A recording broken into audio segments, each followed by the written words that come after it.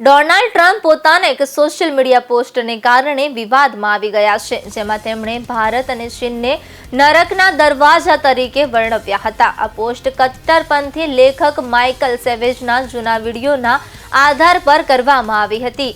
આ નિવેદન બાદ ભારતમાં કડક પ્રતિક્રિયા સામે આવી છે. વિદેશ મંત્રાલયે આ ટિપ્પણીઓને અજ્ઞાનપૂર્ણ અને અપમાનજનક ગણાવી છે.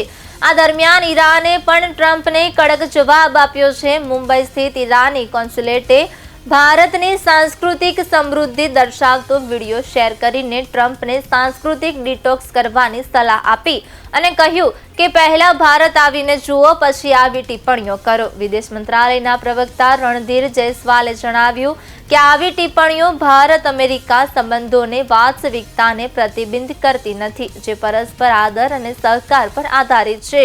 ટ્રમ્પના નિવેદન સામે ઈરાનના જવાબને રાજકીય વર્તુળોમાં પ્રશંસા મળી રહી છે.